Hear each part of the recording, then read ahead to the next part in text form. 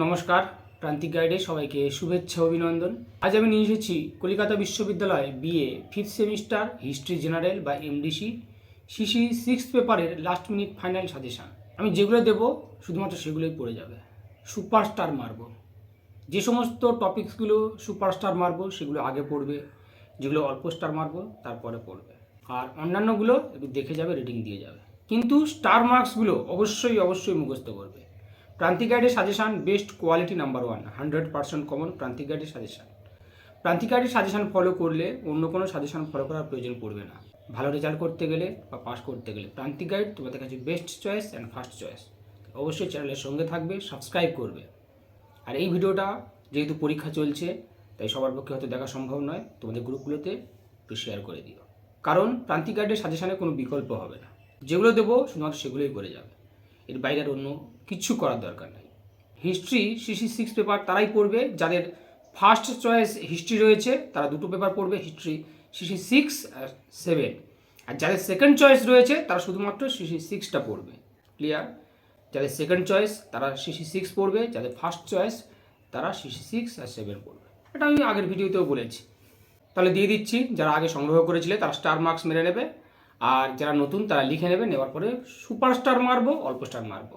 আর যারা প্রান্তিক গাইড থেকে নোটস সংগ্রহ করতে চাও অবশ্যই স্ক্রিনে দেওয়া নাম্বারে যোগাযোগ করবে, সমস্ত কিছু হেল্প পেয়ে যাবে। প্রান্তিক গাইড তোমাদের সেবায় রয়েছে, পাশে রয়েছে। যে কোনো সমস্যায়, যে কোনো প্রয়োজনে দ্বিধাহীন চিত্তে যোগাযোগ করবে। আমি খুব স্বল্প পারিশ্রমিকের নোটস কিন্তু প্রোভাইড করি। 10 আর 20 কিন্তু আমি আলাদা করছি না, 10 আর 20 আলাদা করার কোনো প্রয়োজন নাই, তাই 10 আর 20 আমি একসঙ্গে দিচ্ছি, কারণ ওটা তখন ছোটো করে একটু লিখলে হয়ে যায়। প্রথম প্রশ্ন খুব গুরুত্বপূর্ণ, সুপারস্টার মেরে নাও, আকবরের রাজপুত নীতি এবং ধর্মনীতি। রাজপুত নীতি সুপারস্টার মারো, দুটোই করবে অবশ্যই খুব ভালো করে, কিন্তু রাজপুত নীতি স্পেশালাইজেশন ভাবে। আকবরের রাজপুত নীতি, শেরশাহের শাসন ব্যবস্থা, এই যে কোশ্চেন কটা বলছি অবশ্যই পড়বে। শেরশাহের শাসন ব্যবস্থা অবশ্যই খুব গুরুত্ব, এবং সংস্কার, ওর সঙ্গে আবার সংস্কার জুড়ে দিতে পারে বা আলাদা করে আসতে পারে। সংস্কার, তিনি কী সংস্কার সাধন করেছিলেন, শেরশাহের শাসন ব্যবস্থা এবং সংস্কারগুলো। 1526 থেকে 1556 এর মধ্যে ভারতে আধিপত্য রক্ষার ক্ষেত্রে মোগল আফগান দ্বন্দ্বের কারণ আলোচনা করো। মোগল আফগান দ্বন্দ্বের কারণ। মোগল সম্রাট আকবর কিভাবে মোগল শাসন ব্যবস্থাকে দৃঢ় ভিত্তির উপর প্রতিষ্ঠিত করেছিলেন, অথবা আকবরকে প্রকৃত মহান সম্রাট বলা যায় কিনা তা আলোচনা করো, বা তার সাম্রাজ্য বিস্তারের বর্ণনা দাও। কোশ্চেন ঘুরিয়ে ফিরিয়ে আসতে পারে, কোশ্চেনটাকে বুঝবে, রিয়েলাইজ করবে, তারপরে অ্যান্সারটা নামাবে। বোঝা গেছে? মোগল সম্রাট আকবর, মোটামুটি আকবরটাই করো, আকবরের শাসন ব্যবস্থা হোক বা তাকে মহান সম্রাট বলা যায় কি না, সাম্রাজ্য বিস্তারের বর্ণনা, এগুলোই করো মোটামুটি। মনসবদারি প্রথার বৈশিষ্ট্যগুলি আলোচনা করো।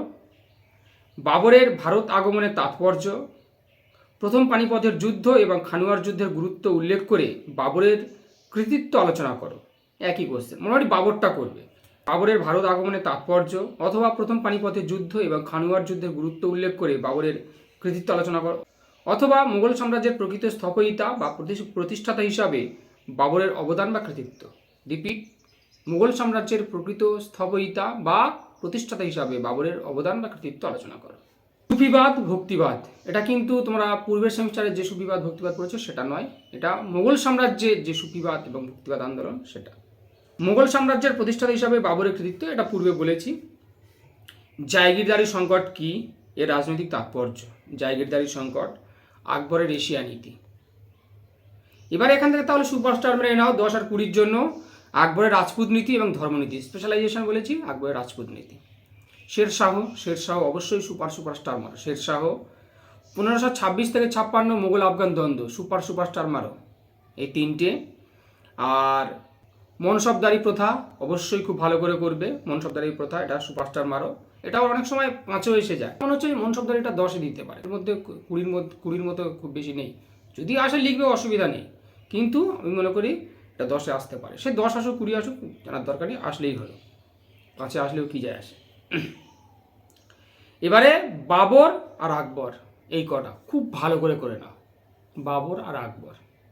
তাহলে শেরশাহ, আকবরের রাজপুত নীতি, ধর্মনীতি, মোগল আফগান দ্বন্দ্ব, আর আকবরের শাসন ব্যবস্থা বা সাম্রাজ্য বিস্তারের বর্ণনা, আর বাবরের সাম্রাজ্য বিস্তারের বর্ণনা বা ভারত আক্রমণের কারণ, এইগুলো। এবার অল্প স্টার মারবে তোমরা আকবরের ভূমি রাজস্ব ব্যবস্থা জায়গিরদারি সংকট 5-এ আসে, আগের সিলেবাসে মানে সিবিএসই এসে কিন্তু 5-এ আসতো। তাই জায়গিরদারি সংকট খুব ভালো করে করো, কারণ এটা যদি 10 বা 20-তে নাও আসে 5-এ অবশ্যই আসবে, তাই জায়গিরদারি সংকট করতে হবে। বোঝা গেল? আর ভূমি রাজস্ব ব্যবস্থা এটা একটু দেখে রাখবে। ভুক্তিবাদ সুফিবাদ এটা কিন্তু 5-এ অথবা 10-এ বেশিরভাগ আসার সম্ভাবনা রয়েছে। তাই ভুক্তিবাদ সুফিবাদ এগুলো অল্প স্টার, জায়গিরদারি সংকট, আকবর এশিয়া নীতি এগুলো একটু অল্প স্টার মিলে দেখে যাবে। ক্লিয়ার? এবার যাব 5-এর জন্য। সেই ভক্তিবাদ সুফিবাদ এটা 5-এও দিয়ে দিতে পারে। ইবাদতখানা, কবুলিয়ত পাট্টা সহ করলে হয়ে যাবে। ইবাদতখানা এটাও বড় কোশ্চেন থেকে পেয়ে যাচ্ছে। পানিপথের প্রথম যুদ্ধ অপেক্ষা কি দ্বিতীয় যুদ্ধ বেশি গুরুত্বপূর্ণ? খুব ইম্পর্টেন্ট, এটা সুপারস্টার মারো। দিন ই ইলাহি এটা সুপারস্টার মারো। আর খানুয়ারও ঘরঘরার যুদ্ধের গুরুত্ব সুপারস্টার মারো, দাক্ষিণাত্য ক্ষত। আর জায়গিরদারি সংকট বললাম, এই কটা সুপারস্টার মেরে নাও।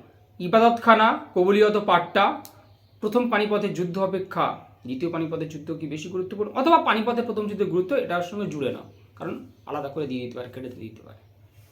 তাহলে দিন ই ইলাহি, খানুয়ারও ঘরঘরার যুদ্ধের গুরুত্ব, দাক্ষিণাত্য ক্ষত, আবুল ফজল, এই কটা সুপারস্টার মেরে মুখস্থ করো, অবশ্যই ইম্পর্টেন্ট। অন্য কটা আকবরের 16ই কুল, যাবতী প্রথা এগুলো একটু দেখে যাও। তাহলে আমি দিয়ে দিলাম সিসি 6, অবশ্যই সংগ্রহ করবে।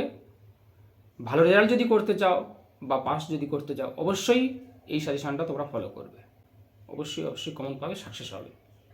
আর যারা নোট সংগ্রহ করতে চাও স্ক্রিনে দেওয়া নাম্বারে যোগাযোগ করবে, সমস্ত কিছু হেল্প পেয়ে যাবে।